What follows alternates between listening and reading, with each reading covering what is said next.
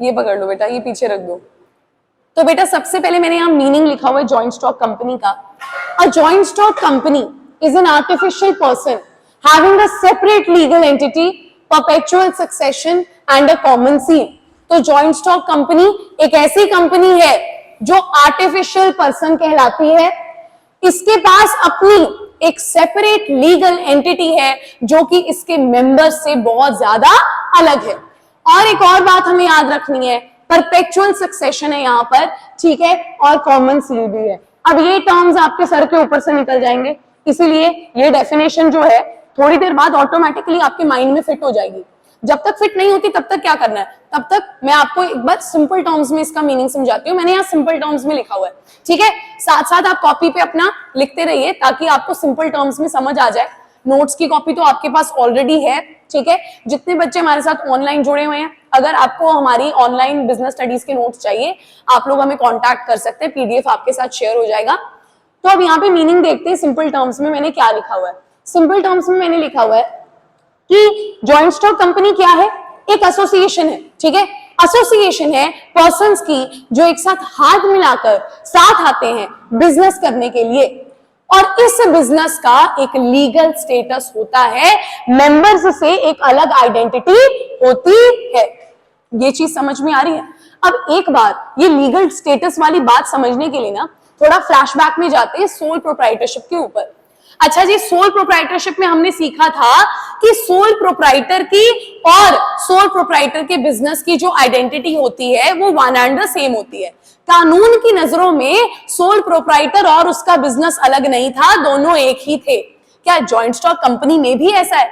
ओ नहीं जी, joint stock company में जी member अलग है, ठीक है, बिजनेस को चलाने वाले अलग है, और जो हमारा बिजनेस है वो अलग है। यहाँ पे ये चीज समझ में आ गई है। जॉइंट स्टॉक कंपनी में क्या चीज है समझने वाली, कि मेंबर्स की आइडेंटिटी अलग होती है, जॉइंट स्टॉक कंपनी की आइडेंटिटी अलग होती है। पहले ये समझ लो, ठीक है। अब उसके बाद गाइस मैंने यहाँ लिखा है गवर्न्ड बाय। देखो, जो हमारे भारत में पहले जो कानून बना था जॉइंट स्टॉक कंपनी के लिए वो था कंपनीज एक्ट 1956। लेकिन इतने साल बीत गए, जब साल बीतते हैं, वक्त बीतता है, तो चेंजेस लाना बहुत इंपॉर्टेंट होता है। तो चेंजेस आए 2013 में, कंपनीज एक्ट के अंदर चेंजेस आए, और उन चेंजेस के हिसाब से जो है इस कानून को थोड़ा चेंज किया गया, इसमें अमेंडमेंट्स लाई गई। अब ये बन गया है companies act 2013। Is that clear?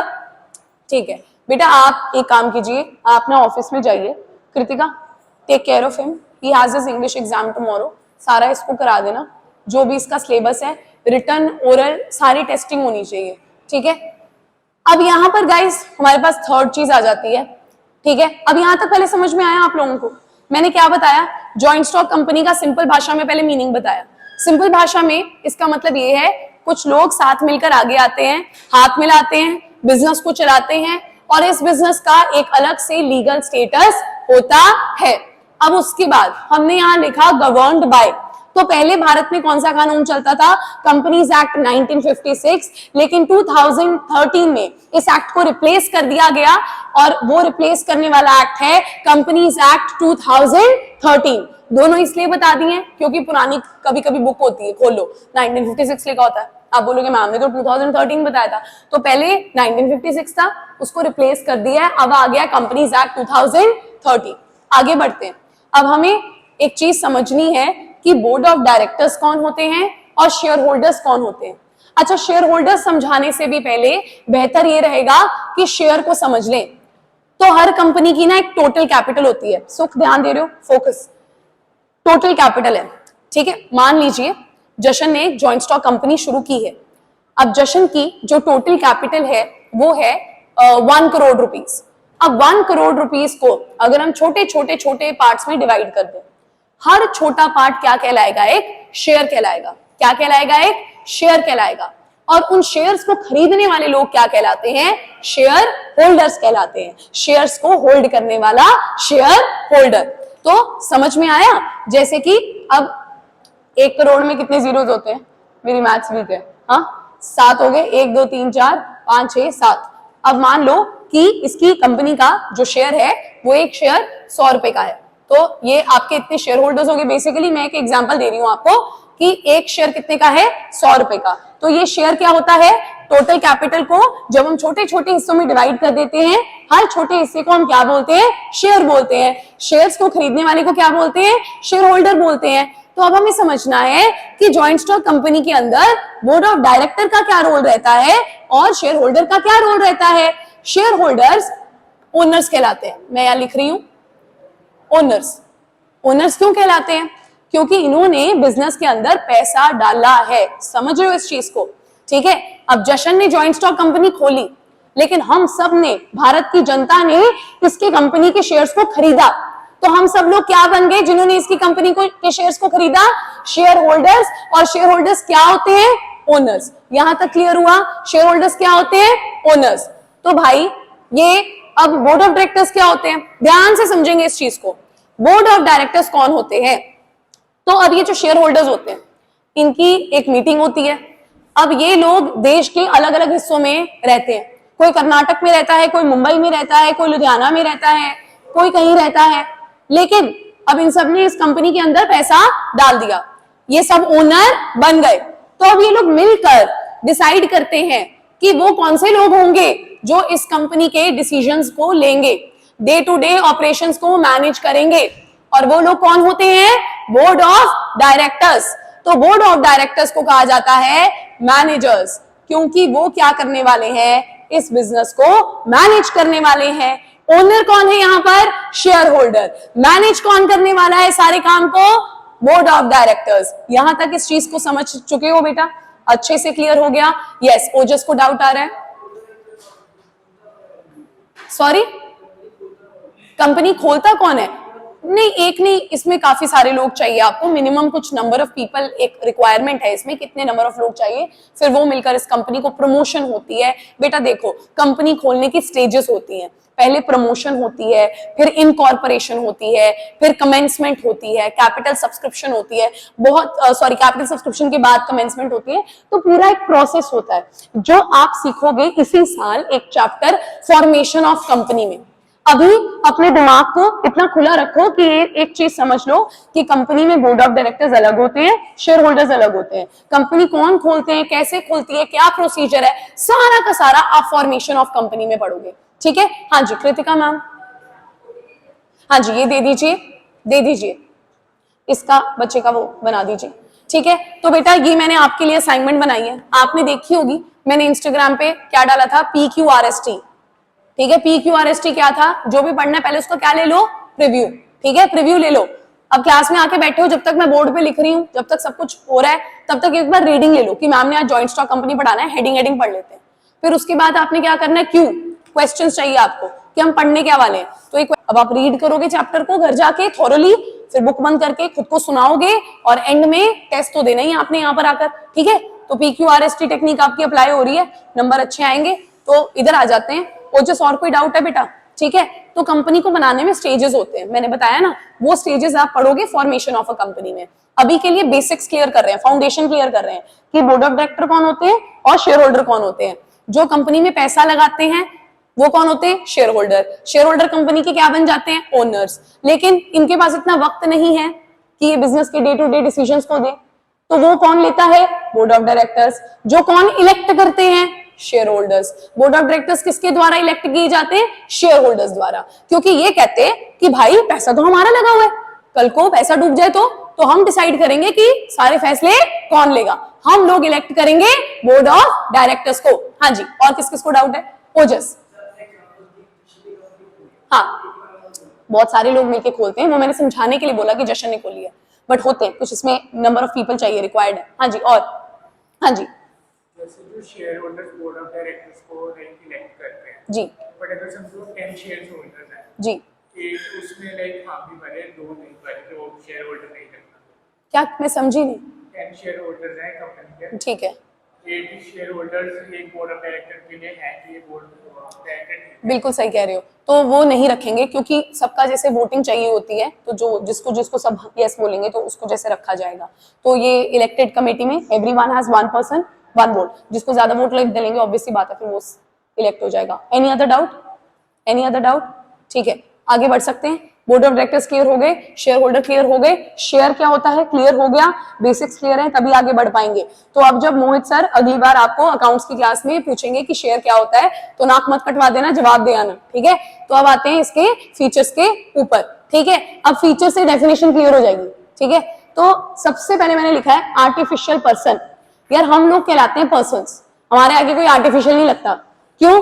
क्योंकि हम लोग क्या क्या कर सकते हैं, हम लोग खा सकते हैं, चल सकते हैं, सो सकते हैं, पढ़ सकते हैं, है ना, प्रॉपर्टी भी बाय कर सकते हैं, हम लोग कॉन्ट्रैक्ट्स में भी एंटर कर सकते हैं, इसलिए हम कहलाते हैं पर्सन्स। लेकिन कंपनी कहलाती है आर्टिफिशियल पर्सन, क्योंकि हम लोगों की तरह कंपनी खा नहीं सकती, कंपनी पी नहीं सकती, सो नहीं सकती, लेकिन बिल्कुल हम लोगों की ही तरह कंपनी कॉन्ट्रैक्ट्स में एंटर कर सकती है, कंपनी किसी के खिलाफ केस फाइल कर सकती है, कोई कंपनी के खिलाफ केस फाइल कर सकता है। समझ रहे हो इन चीजों को? क्यों? बिकॉज कंपनी का एक एक्ट है, it is governed by companies act 2013। जब आपकी कंपनीज एक्ट 2013 के तहत रजिस्ट्रेशन हो गई तो आप क्या बन गई, आपकी कंपनी एक आर्टिफिशियल पर्सन बन गई। अब वो एक नॉर्मल पर्सन की तरह खा नहीं सकती, पी नहीं सकती, सो नहीं सकती, लेकिन बिल्कुल एक नॉर्मल पर्सन की ही तरह कॉन्ट्रैक्ट्स में एंटर कर सकती है, प्रॉपर्टी बाय कर सकती है। चलिए अब ओजस, मयंक, सुख, आप सबने मिलकर एक कंपनी खोल ली है। अब उस कंपनी की आपके साथ आइडेंटिटी अलग है, आप लोगों की अपनी आइडेंटिटी है, उस कंपनी की अपनी आइडेंटिटी है। वो कंपनी किसी के खिलाफ केस फाइल कर सकती है, कंपनी जो प्रॉपर्टी खरीदेगी वो अलग होगी, आपकी प्रॉपर्टी अलग होगी। कंपनी अपने नाम पे प्रॉपर्टी बाय कर सकती है, कॉन्ट्रैक्ट में एंटर कर सकती है, किसी के खिलाफ केस फाइल कर सकती है, और कोई कंपनी के खिलाफ भी केस फाइल कर सकता है। तो इंग्लिश में समझ नहीं आता बच्चों को कि सू एंड बी सूट का क्या मतलब है, यही कि कंपनी के किसी के खिलाफ केस फाइल कर सकती है और कोई थर्ड पार्टी कंपनी के खिलाफ भी केस फाइल कर सकता है। आर्टिफिशियल पर्सन का मतलब क्लियर हो गया। तो डेफिनेशन भी साथ साथ देखें एक बार। Joint stock company is an artificial person, यहां तक क्लियर हो गया कि जॉइंट स्टॉक कंपनी क्या है, एक आर्टिफिशियल पर्सन है, रियल पर्सन तो है नहीं, तो क्या है, आर्टिफिशियल पर्सन। हाँ जी जी,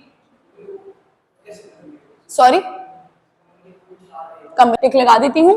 आगे बढ़ते हैं, सेपरेट लीगल एंटिटी। तो जी एक बार हमारी कंपनी की इनकॉर्पोरेशन हो गई, ठीक है, रजिस्ट्रेशन शब्द नहीं बोलेंगे, क्या बोलेंगे, incorporation. Raje what is the meaning of incorporation? Company का जब जन्म होता है, ठीक है, एक सर्टिफिकेट बनता है। मैंने आपको बताया स्टेजेस होने वाले कंपनी की फॉर्मेशन में। पहला स्टेज होता है प्रमोशन, ठीक है, जो लोग कंपनी खोलना चाहते हैं वे लोग प्रमोटर्स कहलाते हैं। क्या कहलाते हैं गाइस? प्रमोटर्स। अब वो प्रमोटर्स मिलकर सारे काम करते हैं, आइडेंटिफाई करते हैं, कोई बिजनेस आइडिया लेकर आते हैं, स्टडीज करते हैं, ये बिजनेस आइडिया मार्केट में चलेगा या नहीं चलेगा, उसके लिए एक नाम चुनते हैं, वो नाम लेकर रजिस्ट्रार के पास जाते हैं, एक पूरा प्रोसेस होता है प्रमोशन। प्रमोशन के बाद आपकी आ जाती है इनकॉर्पोरेशन, यानी कि अब आप क्या करते हो, अब आप कंपनी रजिस्ट्रार के पास जाते हो, कंपनी रजिस्टर कराते हो, कंपनी का जन्म होता है, उसे हम कहते हैं इनकॉर्पोरेशन, एक सर्टिफिकेट मिलता है। जी एमसीक्यू में बना दो, नॉर्मल बनानी नॉर्मल बना दो। इंटरनेट बंद हो गया है, टेक हेल्प ऑफ रिया और Sneha, I am busy right now, please make it fast, she is waiting since a very long time, right. तो सेपरेट लीगल एंटिटी समझ में आ गया। क्या लिखा हुआ है मैंने यहाँ पर, from the day of incorporation, company के जन्म के दिन से, it has an identity distinct from members, company की आइडेंटिटी क्या हो जाती है, डिस्टिंक्ट फ्रॉम इट्स मेंबर्स। अच्छा, इनकॉर्पोरेशन पे डेट भी डलेगी, किस दिन कंपनी जो है फॉर्म हुई है, इनकॉर्पोरेट हुई है। Is that clear everyone? यहां तक क्लियर है? तो company is an artificial person having a separate legal entity, company की क्या है, मेंबर्स से अलग एक अपनी खुद की लीगल एंटिटी है। आगे बढ़ते हैं, फॉर्मेशन। भाई आप लोगों ने पता नहीं देखी होगी या नहीं देखी होगी, रजनीकांत की एक फिल्म थी बहुत पुरानी, ठीक है, उसका मेरे को नाम भी भूल गया अभी, तो शिवाजी का बॉस।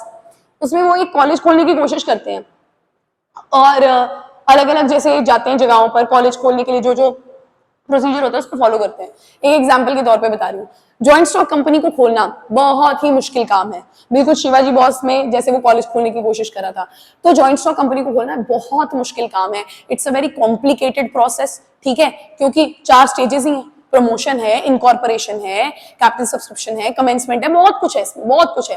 तो ये एक बहुत ही ज्यादा कॉम्प्लिकेटेड प्रोसेस है, ये एक बहुत ही ज्यादा लेंदी प्रोसेस है, ये एक कॉस्टली प्रोसेस है। तो इसीलिए यहाँ पर मैंने क्या क्या लिख दिया है, इसकी फॉर्मेशन कैसी है जी, टाइम कंज्यूमिंग है, लेंदी है, कॉम्प्लिकेटेड है और एक्सपेंसिव है। कि अगर आप जॉइंट स्टॉक कंपनी ओपन करना चाहते हैं तो ये बातें आपको पहले ही बता दी गई हैं। फ्यूचर में बेटा अगर आप जॉइंट स्टॉक कंपनी खोलोगे, याद रखना लेंदी प्रोसेस होने वाला है, महंगा प्रोसेस होने वाला है, टाइम कंज्यूमिंग होने वाला है। ठीक है, यहां तक समझ में आ गया? तो आगे बढ़ते हैं, लायबिलिटी की बात करते हैं। तो बेटा अभी अभी हम क्लियर करके हटे हैं, अभी अभी हम क्लियर करके हटे हैं, कंपनी में पैसा किसका लगा हुआ है? शेयर होल्डर्स का। शेयर होल्डर्स कंपनी के क्या कहलाते हैं? ओनर्स कहलाते हैं। अब ये जो हमारे शेयर होल्डर्स हैं, अब मान लीजिए यहाँ पर आप लोगों ने कंपनी खोल ली अपनी, मेरे क्लास के सारे स्टूडेंट्स से मिलकर एक जॉइंट स्टॉक कंपनी खोल ली है। अब जो भारत की जनता है जब आएगी आपकी कंपनी के शेयर्स खरीदेगी तो वो बन जाएंगे आपकी कंपनी के शेयर होल्डर। अब सपोज कीजिए मैंने आपकी कंपनी में इन्वेस्ट किया है 1 लाख रुपए, अब मेरे कितने पैसे डूबेंगे? अगर डूबेंगे तो केवल और केवल 1 लाख रुपए, बिकॉज लायबिलिटी कहां तक लिमिटेड है? टू द एक्सटेंट ऑफ, ठीक है, जो हमने कैपिटल कंट्रीब्यूट किया है, इन्वेस्टमेंट किया है कंपनी में, वहां तक। समझ में आ गई?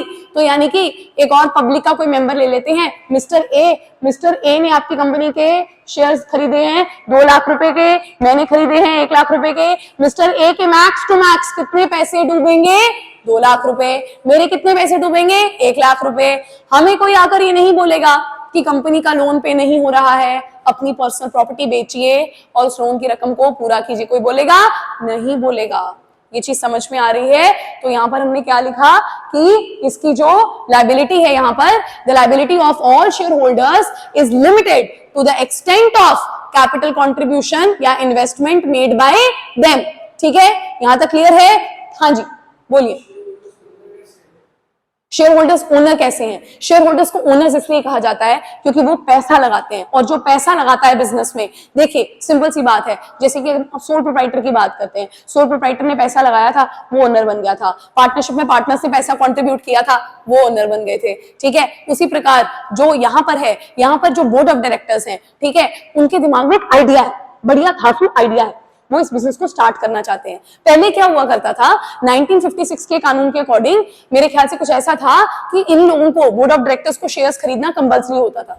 लेकिन 2013 के कानून के अकॉर्डिंग अब इनके लिए कंपल्शन नहीं है, ये लोग भी खरीद लेते हैं, ये लोग भी खरीद लेते हैं। बट जो हमारे मेन पब्लिक है, जो आम जनता है, उनको हम इसमें बिजनेस में पैसा लगाने का मौका देते हैं। ठीक है, ताकि रिस्क बढ़ जाए बहुत सारे लोगों में, ताकि कैपिटल ज्यादा आ जाए, वरना तो पार्टनरशिप ही खोल लेते हैं। इनको कैपिटल ज्यादा चाहिए, उनको एक बड़े लेवल का बिजनेस चलाना है, बहुत बड़े लेवल का। और वो बिजनेस जो है कुछ मतलब, जैसे पार्टनरशिप में मिनिमम 2 मेंबर चाहिए थे, मैक्सिमम 50 चाहिए थे, लेकिन इन लोगों ने सोचा यार 50 मेंबर्स से भी पैसे इकट्ठे कर लिए तो भी उतना बड़ा बिजनेस नहीं सेट हो पाएगा, तो हमें इससे भी बड़ा इकोसिस्टम चाहिए। तो फिर किसका जन्म हुआ? Joint stock company form of organization का जन्म हुआ, जिसके अंदर की बहुत सारे लोग पैसा लगाकर इस बिजनेस की शुरुआत कर सकते हैं। अब क्लियर हुआ जी? सॉरी, कंपनी आपकी है तो मालिक आप नहीं होगे, तो ये एक जॉइंट स्टॉक कंपनी है, जॉइंट स्टॉक कंपनी। जॉइंट है, बहुत सारे लोगों ने मिलकर इसमें पैसा लगाया हुआ है, तो ये कंपनी केवल आपकी रह ही नहीं सकती। खोलिए, आप अकेले खोल ही नहीं सकते जॉइंट स्टॉक कंपनी को। अगर आप प्रमोटर्स हैं, आपने प्रमोटर्स ने खोली, ये बात आपको क्लियर होनी चाहिए कि जब आप जॉइंट स्टॉक कंपनी का आइडिया लेकर चल रहे हो, तो आपका आइडिया क्या है कि मैं पूरे भारत से या पूरी दुनिया भर से इस कंपनी के अंदर इन्वेस्टमेंट कराने वाला हूं शेयर्स के थ्रू, तभी ये कंपनी चल पाएगी। ये छोटे लेवल का काम ही नहीं है, आप बहुत बड़े लेवल पे प्रोडक्शन कर रहे हो, आप बहुत सारी कंट्रीज में अपना बिजनेस चला रहे हो, ये छोटे लेवल का काम ही नहीं है। शेयर होल्डर पब्लिक ही है क्योंकि उन्होंने पैसा लगा दिया। अब आयशर मोटर एक कंपनी है, आयशर मोटर, मैंने आयशर मोटर में पैसा लगा दिया तो मैं उस कंपनी की क्या बन गई? Share holder. और जितने मैंने थोड़ी बहुत ओनर भी बन गई, चाहे 1% ओनर हूं चाहे 2% ओनर। समझ आ गई बात? ये चीज है। हाँ जी, ठीक है, तो यहां तक मेरे ख्याल से क्लियर हो गया सबको। अब लायबिलिटी का भी मैंने बहुत अच्छे से डाउट क्लियर कर दिए, मेरे को ऐसा लग रहा है। कोई और डाउट है तो अभी भी बता दो, कोई दिक्कत नहीं है। ठीक है, कॉमन सील की बात करते हैं। What is common seal? Common seal is the sign of the company. Common seal यानी कि कंपनी का सिग्नेचर। तो यार सीधी सी बात है, कंपनी को क्या मिल जाता है? स्टैंप मिल जाता है, कॉमन सील मिल जाती है। जब कंपनी की रजिस्ट्रेशन हो गई, कंपनीज एक्ट 2013 के तहत इनकॉर्पोरेशन हो गई, कंपनी का जन्म हो गया, तो कंपनी की आइडेंटिटी मेंबर से अलग हो गई। अब कंपनी को मिल जाएगा अपना खुद का एक साइन, एक अपना खुद का स्टैम्प, जो कि हर कॉन्ट्रैक्ट पे लगेगा, और जिस कॉन्ट्रैक्ट के ऊपर कंपनी का कॉमन सील नहीं लगा होता वो वैलिड नहीं मानी जाती। यहां तक सबको क्लियर है? ठीक है, आगे बढ़ते हैं। परपेचुअल सक्सेशन, यहां मैंने बड़ी अच्छी लाइन लिखी है, कोई आए कोई जाए कोई फर्क नहीं पड़ता, company will continue to exist. कोई बोर्ड ऑफ डायरेक्टर रिटायर हो सकता है, कोई बोर्ड ऑफ डायरेक्टर नया इलेक्ट हो सकता है, कोई शेयर्स में से पैसे, कंपनी में से पैसे निकाल सकता है। जैसे अब मेरा नहीं मन कर रहा आपकी कंपनी में इन्वेस्ट करने का, मैं पैसा निकाल सकती हूँ। तो कोई आए कोई जाए कोई फर्क नहीं पड़ता, joint stock company will continue to exist. I will give an example first. तो एप्पल की एग्जांपल ले लीजिए। एप्पल जिन्होंने शुरू किया था, ठीक है, स्टीव जॉब्स ने, आज वो है ही नहीं है। अब टिम कुक उनके सीईओ बन गए उसके बाद। अभी कौन है मुझे याद नहीं, टिम कुक लास्ट मैंने पढ़ा था तो टिम कुक उसके सीईओ बन चुके थे। तो ये क्या है बेसिकली? Joint stock company. समझ में आ रही है? रिलायंस धीरू भाई अंबानी ने शुरू की थी, आज वो इस दुनिया में नहीं है, मुकेश अंबानी जी हैं, और मेंबर्स होंगे और शेयर होल्डर्स होंगे और बोर्ड ऑफ डायरेक्टर्स होंगे। तो अब आपको ये बात समझ में आ रही है? ठीक है, कोई आए कोई जाए फर्क नहीं पड़ता। परपेचुअल सक्सेशन का मतलब होता है जो आगे के आगे सक्सेशन चलती जाए, जो कंपनी रुके ना। यहाँ कंटिन्यूटी है, ये आगे के आगे चलती जाएगी। यहाँ तक सबको क्लियर है? तो आज मैंने पहले यहीं तक पढ़ाना था, एक बार आपको इसका मीनिंग क्लियर करवाना था और इसके फीचर्स को क्लियर करवाना था। हाँ जी,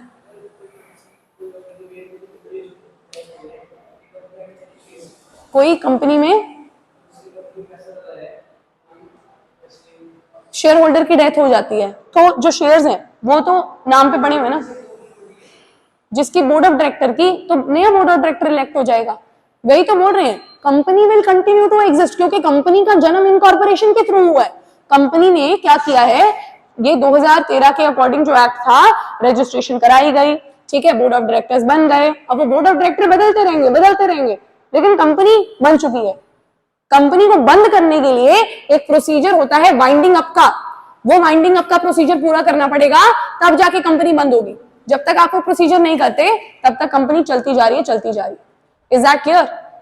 ठीक है, समझ में आ रहा है? अब गूगल का पहला जो सीईओ होगा वो पता नहीं कौन है, हमें अभी का पता, सुंदर पिचाई। गूगल तो नहीं ना बंद हुआ, बोर्ड ऑफ डायरेक्टर चेंज होते जाएंगे, मैनेजर्स चेंज होते जाएंगे, शेयर होल्डर बदलते जाएंगे, but the company will continue to exist. Is that clear everyone? अब सबको क्लियर है? ठीक है, सो